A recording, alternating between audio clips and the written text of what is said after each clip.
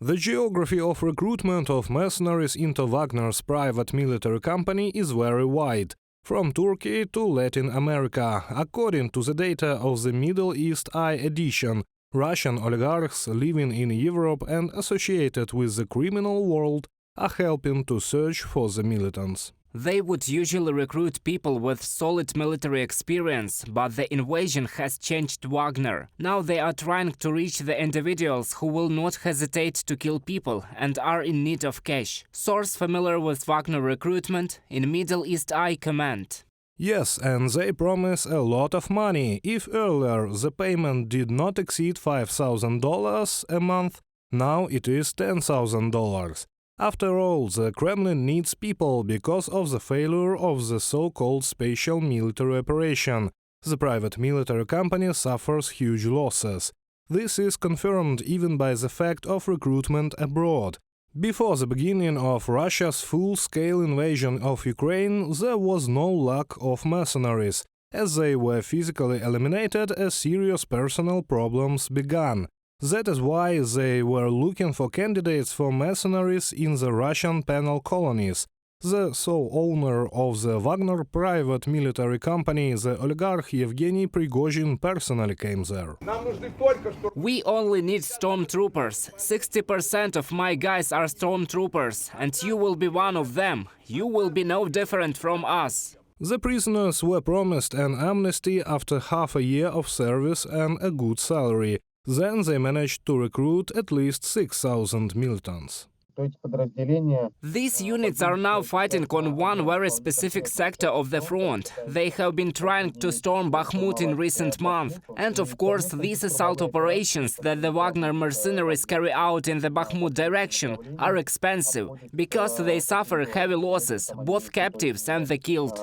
And those who run away. Olga Romanova, the head of the Russia Behind Bars Foundation, has published orientations for 13 mercenary prisoners from the supposedly volunteer detachment Don. In Kherson, occupied by the Russian army, they stole cars and fled to Crimea with weapons, machine guns and grenade launcher. All have a rich criminal past, combat experience and are suspected of serious crimes. However, when the prisoners were recruited for the war, the Kremlin did not care about the biography of the militants, and now it doesn't bother it too much.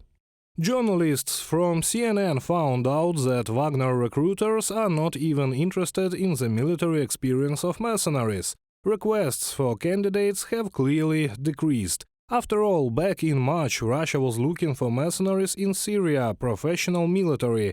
Then Putin's henchmen claimed that they had recruited about 16,000 militants.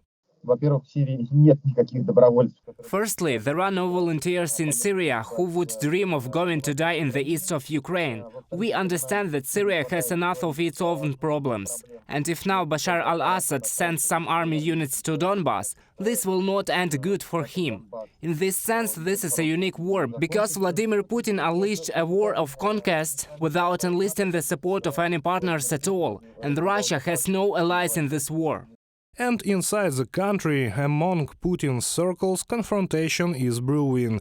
Experts believe that the more military defeats the Russian army suffers, the greater is the confrontation in the Kremlin. Russian journalist Michael Naki said on the air of our TV channel. The closer this defeat and the more obvious it becomes. The more people surrounded by Vladimir Putin in the elites who will talk about whether they want to be with him in this defeat. We already see a split among the oligarchs who literally call to Washington, to Kiev. They offer money to be excluded from the sanctions list. Just think about it. They literally call to one of who is Putin's enemy and try to negotiate with them. What if this not a split? And the more military defeats, the wider this split will be.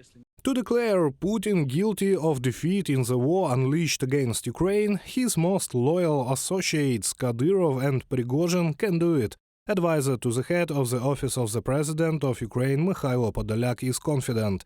The head of the Chechen Republic and the owner of Wagner private military company are already attacking the vertical of power, criticizing the Ministry of Defense and the General Staff for military defeats. This undermines Putin's authority both in society and among the elites. Reported by Serhiy Kulyas, Ksenia Barvinenko, UATV News.